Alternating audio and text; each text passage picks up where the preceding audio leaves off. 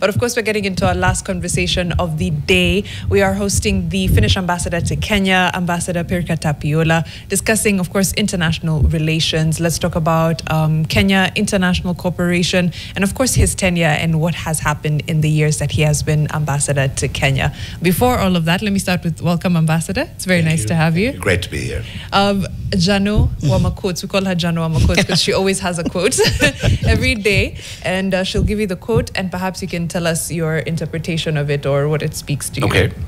Okay. The quote is by a Kenyan environmental activist. Her name is Elizabeth Wathuti, a young climate champion, and she once said in 2019, while speaking at the UN Climate Youth Summit, "My truth will only land if you have the grace to fully listen.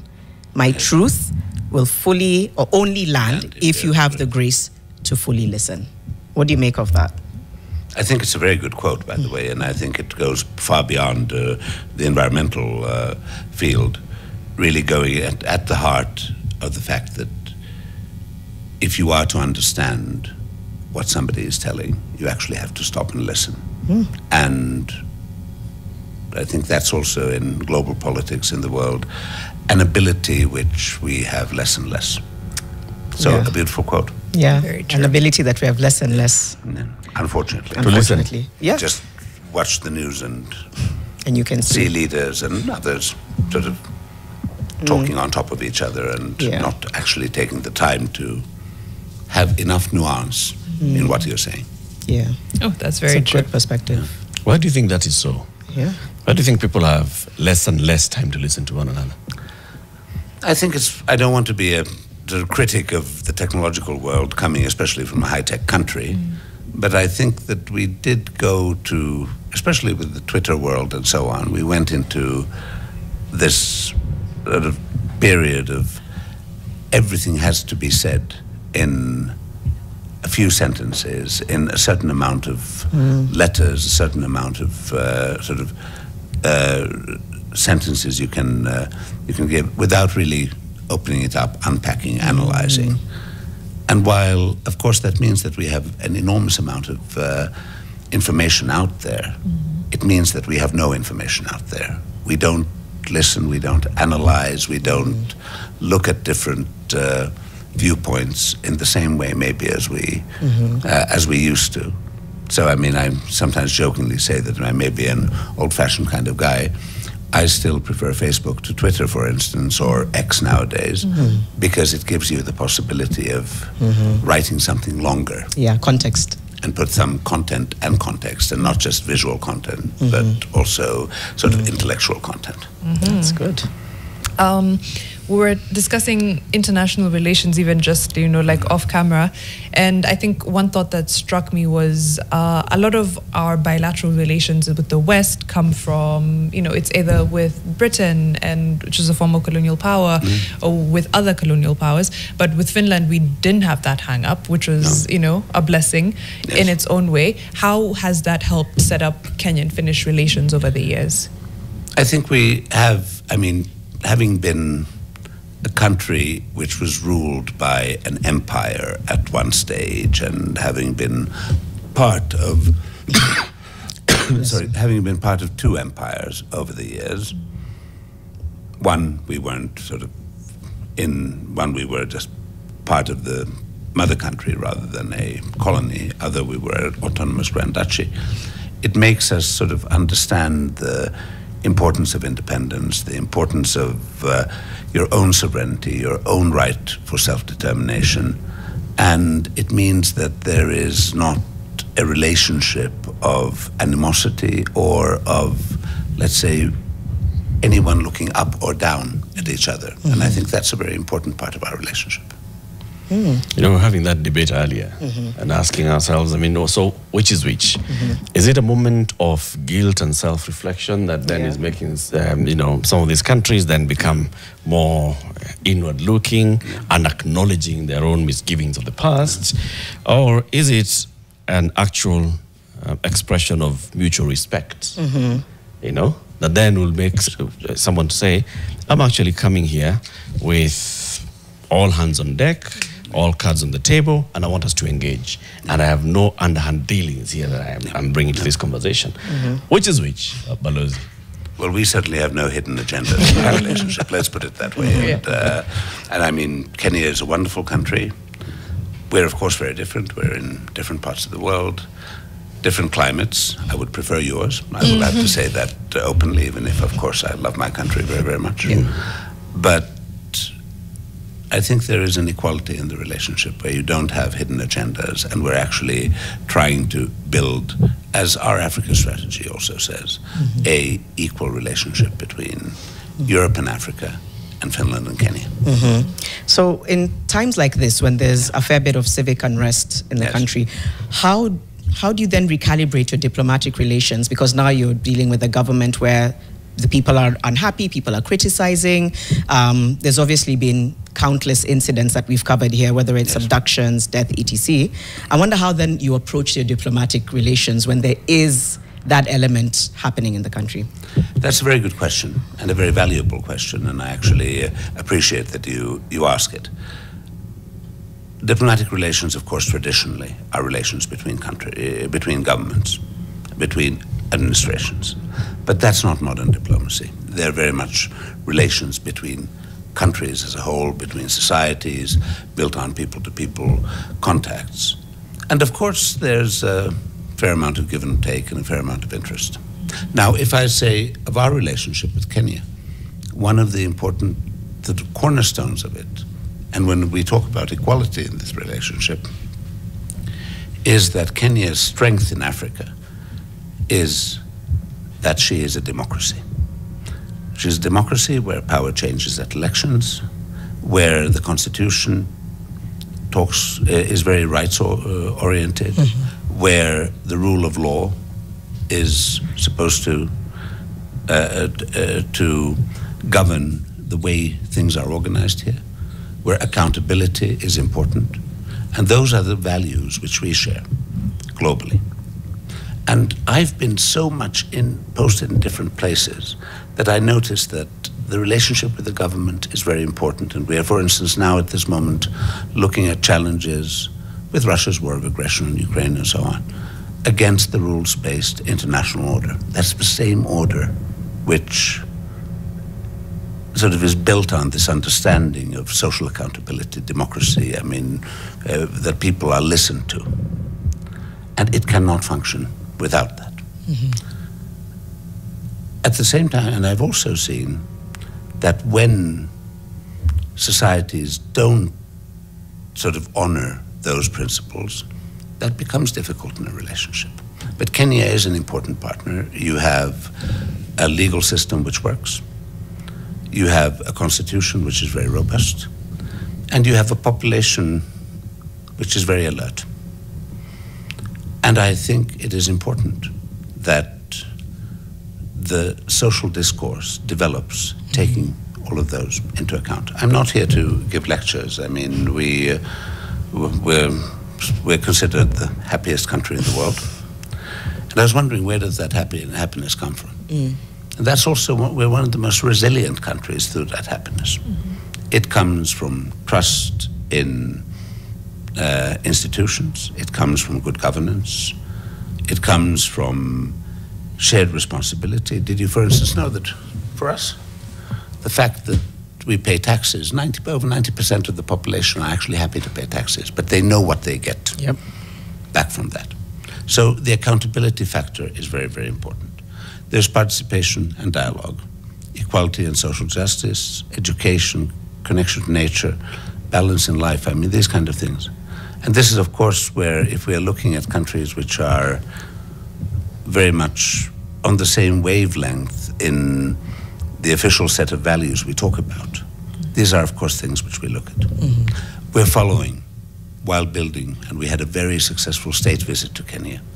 We're following the development in the country very, very closely. I am a very big believer, for the sake of stability of the country and for the sake of universal values, in the right for people to demonstrate peacefully. And governments need to give space for that. Any response to demonstrations, or even when things get a little bit rough on the street, needs to be very, very well calibrated. I know we have a very strong discussion in our countries on what the police are allowed to do, what the police cannot do, police training. Police have to be extremely well trained. And for us, the tax police are actually the most trusted part of the state administration. Tax authorities are pretty high as well. But that's Sweden tax authorities are number one. I think for us, police is number one. So I mean, but it's all this kind of an accountability issue.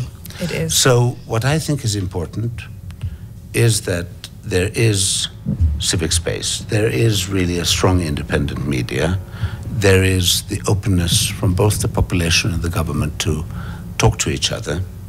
And where things happen, and unfortunately we have seen deaths on the street here, we have seen reports of disappearances, it is extremely important that these are investigated and that there is closure and that there is accountability on these issues. Our relationship is built on shared values. Our global system has never, since the Second World War, been challenged quite in the same way as it is now. Yeah. And that really underlines the value-based argumentation for the way our society is run in order to protect the system. Very true. I was going to ask, because you touched on, the rules-based international order, and it's something we were even talking about earlier this morning, that there seems to be a global disregard for, yes, the rules-based international order, whether it's disobeying orders, not orders, well, sanctions, ignoring sanctions, or, just disregarding the ICC, the ICJ, all of these things. There seems to be something problematic there. How do we, in our individual capacities as Kenya and Finland, but even as citizens, how do we still, A, have faith in the rules-based international order, and then keep the order as is, or as it should be, as it should be actually? Well, I mean, our multilateral institutions, the UN and so on, are very much under threat, and it is very much up to countries like Kenya. My president called Kenya a swing state, one of those sort of maybe not the biggest powers in the world, but one of those regional powers which will actually write the narrative. Now, one of the things, and I'm maybe not answering your questions completely directly, but one of the things which I've been looking at very much in my posting here has been disinformation. Because very often we've lost sort of touch, and that goes a little bit to what was said already earlier, and the quote about our ability to listen. The BBC at one stage talked about a post-truth world, where things coming on social media, elsewhere, information comes without being fact-checked.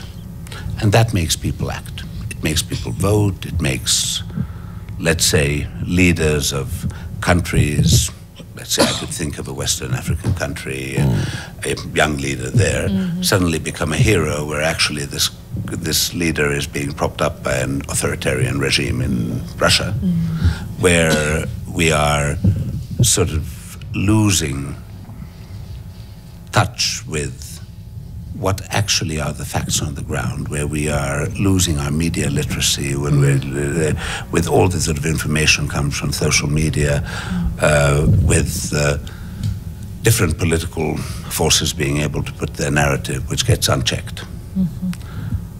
If we do not find that responsibility, both as leaders and as citizens, to understand what's happening in the world,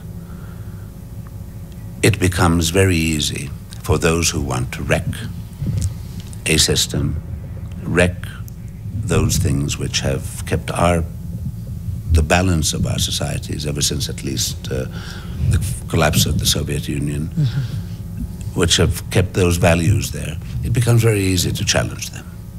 We are talking about a systemic rivalry, for instance, in the world between democracy, human rights, the rule of law, and authoritarianism.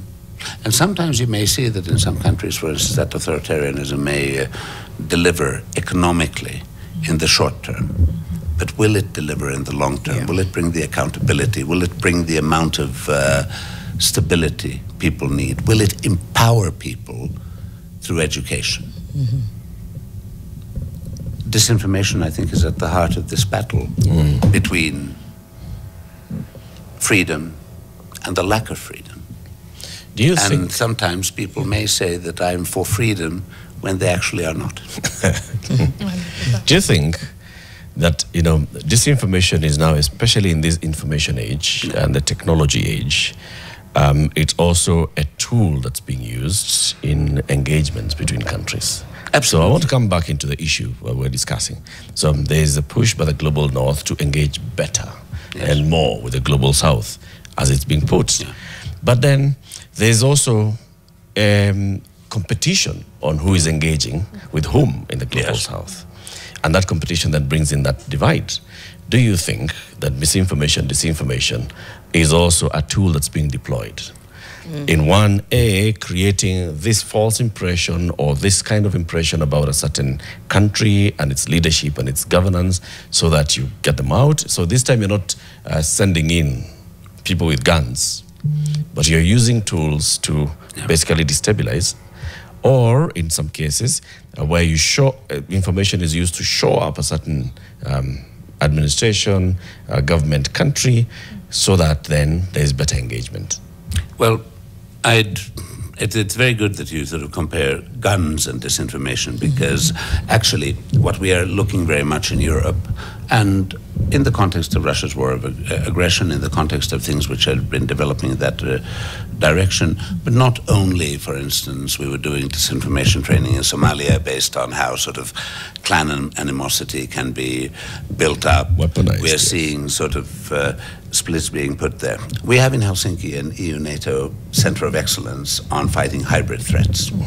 And we have to understand that we're dealing very much with things like hybrid warfare, where earlier you might have tanks, well, in many places in the world, unfortunately, you have tanks coming across borders still, but you also have lies coming across the border. You have unconfirmed facts, you have, or unconfirmed information, you have armies of trolls, you have trolling factories, you have, I know that in a certain amount of African countries, certain players, I'm not going to say which, from different parts, I mean, you may guess, are hiring young IT people to do their trolling in, say, Kiswahili, in Bantu languages and other languages, and trying to build this kind of,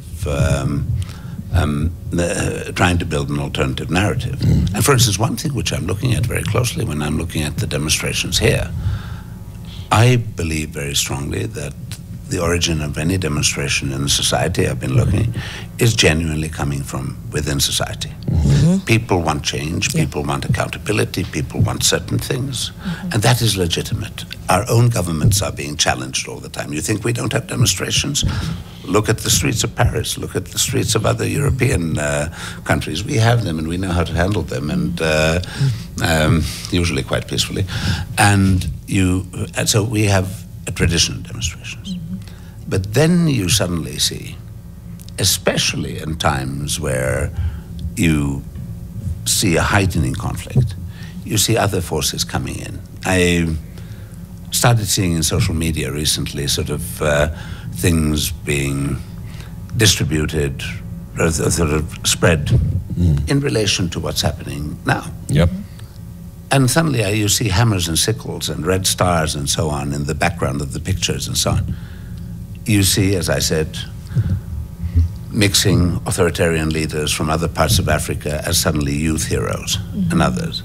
There are people who will always try to come, and that's part of the hybrid warfare we're in a way, will come and not try to find accountability solutions, which we believe in, but try to bring more and more destabilization.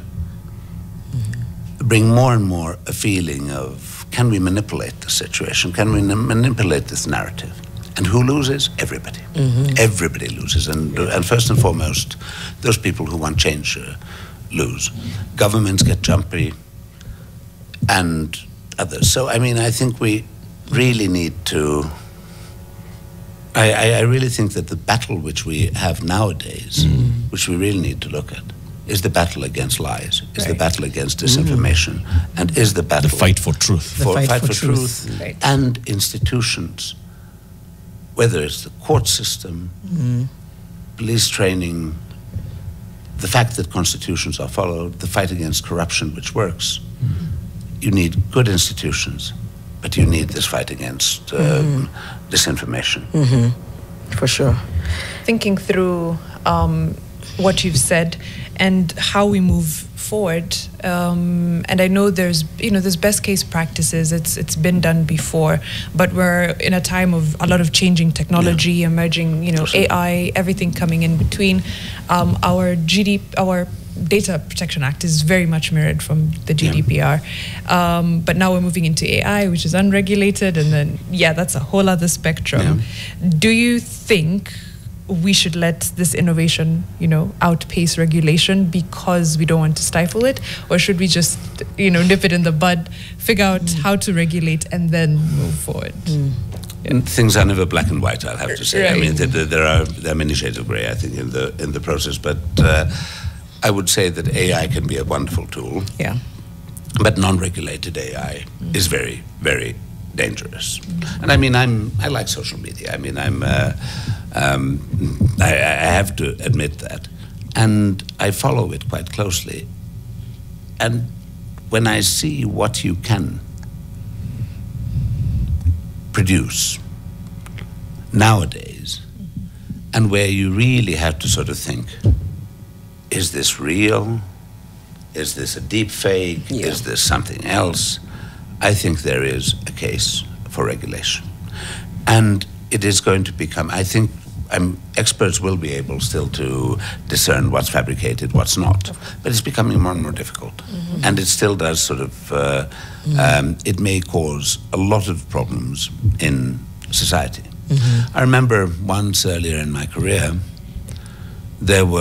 when there was in Eastern Europe a campaign against a diplomat who was actually trying to do certain right things and right decisions. And suddenly somebody had tried to put sort of a agenda that, okay, this person was working for another government and that there was evidence that there was a sexual scandal and something. At that time, AI was not there. In the modern world, you could probably actually fabricate something which would almost look like evidence. And you could destroy somebody who's actually trying to uphold the rule of law and so on and so forth. So for me to say AI should not be regulated is something which I cannot morally say. I just cannot morally say it. But I do not want to say either that AI is all bad. It's not. There are a lot of good things. ChatGPT can be a great tool, but a very bad master. AI needs to be at our service. Not the other way around. But it is terrifying sometimes when you sort of open your smartphone and you almost have only thought that, I would like to travel there, and I suddenly see all the travel ads for that. That always makes me happy. Did I actually say this out loud? Did I search something? It reads your mind. You get into a completely... So I think that just when we look at things which are happening, the AI challenge is going to be one of the big challenges we have, and we have to be very resolute with it, see the good things, but also very strongly fight the dangers which come with it. Everything in moderation. Yes. Finland is also, in terms of education equity, I think it's one of the best in the world, if not the best in the world. We've had challenges lately of education reforms. It's almost like a resistance to reform, if I can put it that way. The curriculum, there's been issues. I just wanted to get from you if we could borrow something in terms of how to begin to streamline education, because education equity is so critical for people. But here, right now, at least of late, it just seems to be downplayed. And I think the results in the long run will be very heartbreaking. 10, 20 years down the line, you'll find a lot of children's lives are being compromised. How do you begin to right that wrong, just from your lens of being from Finland. Yeah. I'm not going to start criticizing the Kenyan education system, so I'll rather talk about our own. And it's been sort of a long history, and I remember having worked in Eastern Europe, in Southeast Asia, now in Africa, having spoken with teachers, having spoken with students, and I think there are two things one needs to look at. And that, by the way, goes to the disinformation agenda as well. One is teacher training. It is important that you really get the best possible training. Teachers are very often underpaid, in our case probably as well, but their responsibility for the future of the country is enormous. So you really have to invest in teacher training.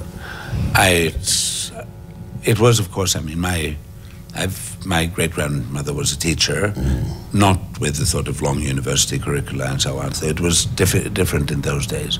But we have gone a long way in really looking that teachers know everything from the subjects they're teaching to child psychology, to really understanding the learning process, to really sort of being committed in doing that. That's one. Second is critical thinking. The question which I asked in one country I was posted was, are you bringing up citizens or are you bringing up subjects? I think that's a very important question to ask.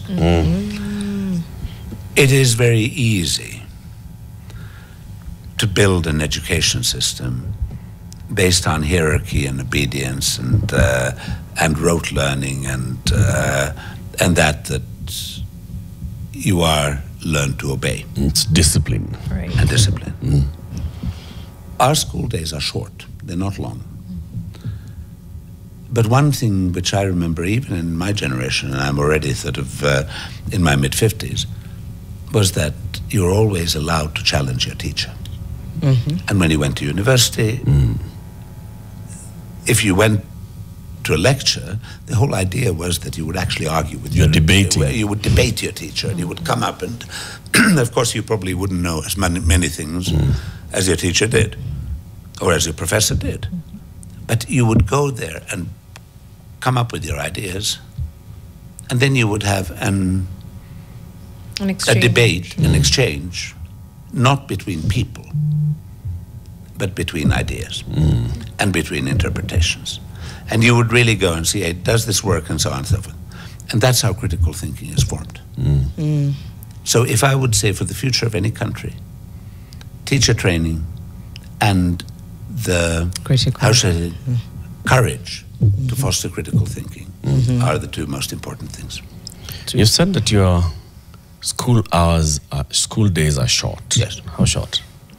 Compared to many other, I mean, if you look at some of the schooling systems, I've lived in a number of countries where you start at 8 and you end at 5. Finnish school kids will go home between 1 and 3. 1 and 3, yeah. 1 and 3. I mean, you've been to Finland. Yes. I think it's 3 p.m. And the whole idea, and one of the sort of happiness. What time do they go to school? Okay, yeah. So they're leaving at 3. What time have they gone to school?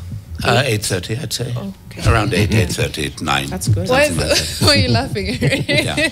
Why are you laughing? It's because it's cold. No, it's because it's cold. It is very much about work-life balance as well, and so on. Right. Children to develop need to have enough time to play. They need to have enough time for hobbies. They need to be able to do homework, but homework, I think in our philosophy, should not take more than an hour a day or half an hour a day. It should absolutely not take more time. Because... And that's the balance. So Finland is a leader in many things. So first, Finland is a developed country. Yes, we weren't always, but we're now. Yes. Now you're a developed country, and you have very many things that are in your favor. You're among the least corrupt countries in the world. Yes, that's true. You're among, ranked the happiest countries, one of the happiest in the world, or the happiest. I wonder how they measure this, and you'll tell us. Well, I can tell you. In terms of press freedom, you're again, I think we're number 1 from the Reporters Without Borders report of last year, number 1 in the world. So you're at that point, you are not always here.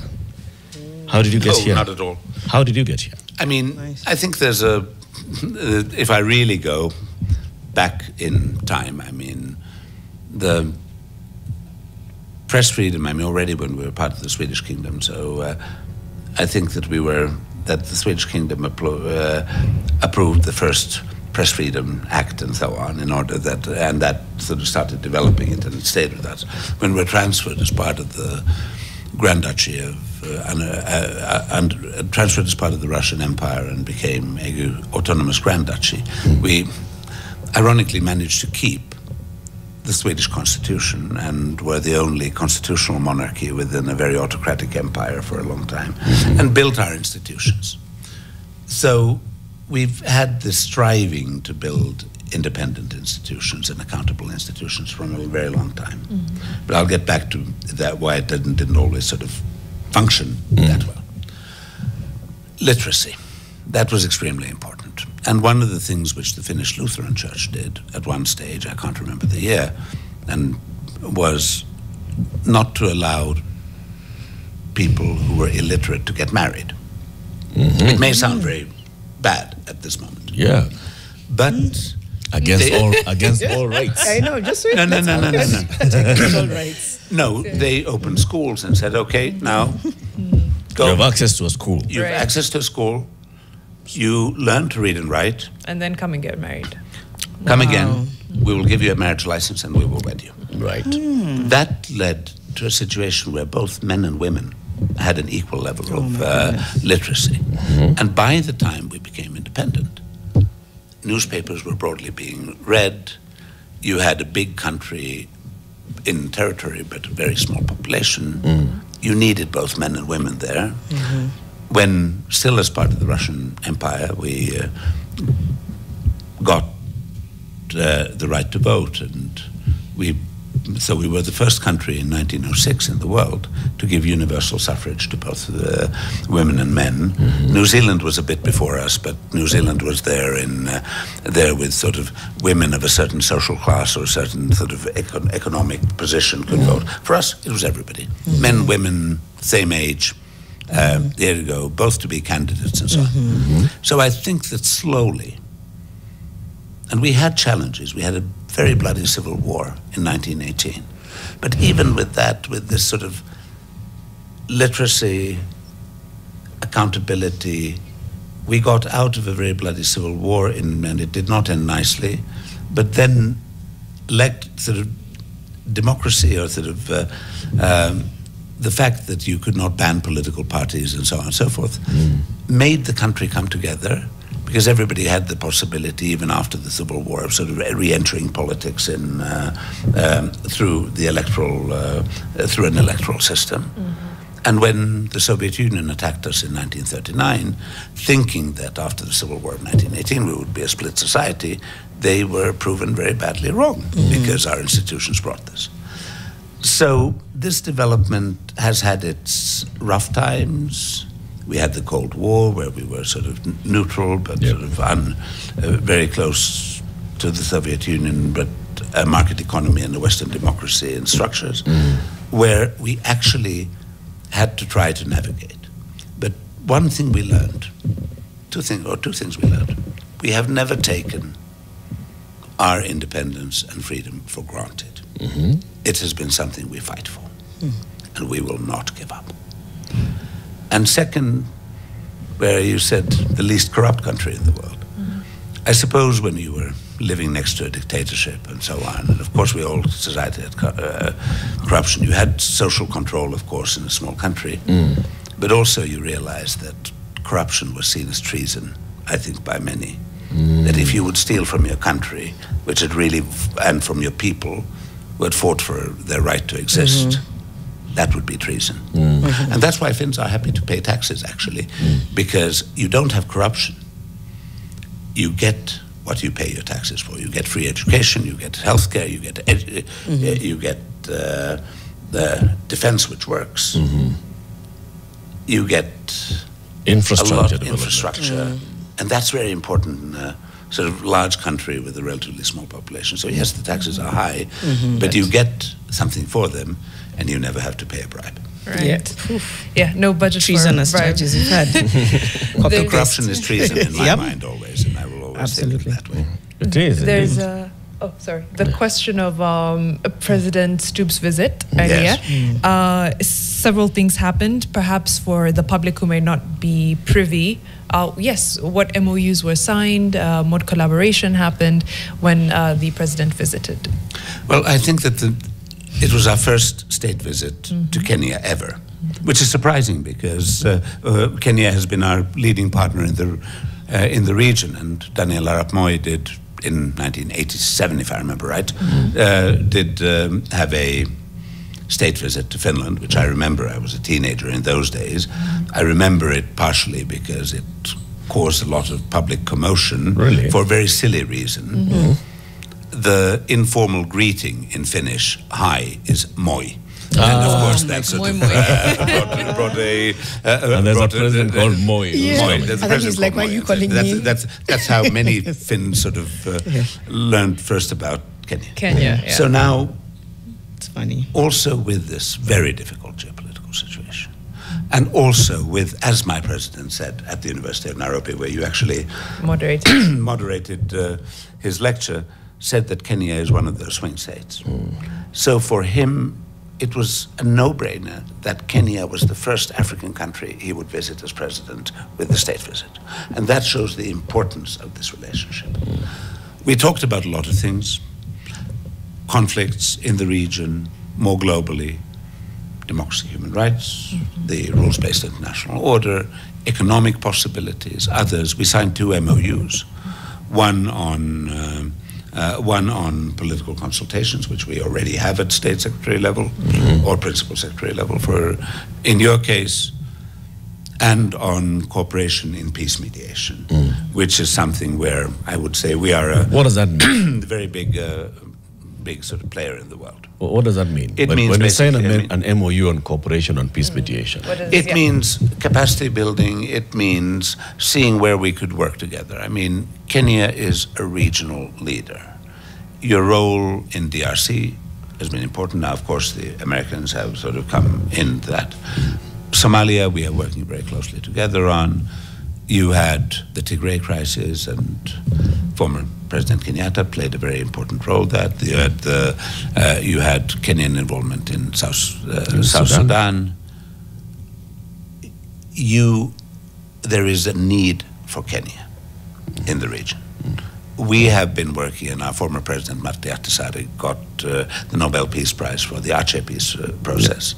So for us, peace mediation is in our DNA. Our foreign ministry has a peace mediation center and so on. So we want to work closely with Kenya on regional conflicts, and we want to see that we have a framework on which we can build. Then, of course, there are other things. I mean, you may have seen that our traditional development cooperation with Kenya has been winding down, and we've moved more to what you call private sector instruments, soft loan solutions, and others, where we are helping infrastructure support. And here there are things in terms of the projects which we have, in terms of the taxation treatment and so on and so forth, which we are, of course, looking at very actively. So I think it was a very rich plethora of things which we did see. And for us, one of the really important things was to develop dialogue with society, and that's why, for me, the lecture at the University of Nairobi, and by the way, many have asked me, could I have a text of that, of your president's lecture? I said, no, I can't give you one because we don't have one. He's an academic by background. It was off the cuff. So it was purely off the cuff. It was a field which he knows extremely well. So if you want to revisit it, it's all online. Yes. But then you've had to be a good typist to transcribe it yourself if you want to. Or put AI to work. That's also a possibility. Just as we finish. Yes. We saw what you did there, Mariam. Pun intended. Pun intended, okay. As you are about to finish your tenure, what are the biggest wins that you have seen over the, how many years has it been now? Four. Almost five. Okay. So nearly four. Okay. Over the last almost 4 years, the biggest growth you've seen as far as Kenya and Finnish relations, some of the things that have made you proud, and then some of the things that have broken your heart a little bit and taken. But I mean, there's a lot of things which have made me proud. And one of the things is that we managed to have the state visit, that we have really, I think, established our relationship at a very good level. I will see PCS Mudavadi later today, in addition to the president's visit. Then he went to Finland. The First Lady was there for a conference recently. So I'd say that we have a very active relationship, and that's good. Mm-hmm. And that it's important that we do continue to talk about the challenges which are there. Mm-hmm. I would have I've been very happy to see that our cooperation in fields like TVET have gone forward, and I mean you have a median age of 19 in the country, and 1 million young Kenyans enter the workforce every year, and 200,000 of them get formal employment. You need jobs here. You need jobs locally, maybe internationally as well, but let's start with the fact that you need jobs locally. You need more investment. Please do something with the investment climate. That's where my heart is slightly sort of breaking. I think we've had a good discussion, especially with society, on fighting disinformation. And I was very happy at a farewell reception which we had that I felt a bit of recognition for the embassy's work on that, and I was very, very grateful for that. And it has been globally a very heartbreaking period at the time when I started my diplomatic career. The Soviet Union had collapsed. We thought that tyranny was over. We thought that we were moving, like Francis Fukuyama sort of spoke about, a world where liberal democracy had won, if you want to call it that way, and that we were going to a better future. Little did we think that we would be back in the time where an empire would want to get a former colony, back in Ukraine, back by force, or where what we are seeing in Gaza would happen. Or we saw the amount of deaths in Tigray, or we saw conflicts in the DRC.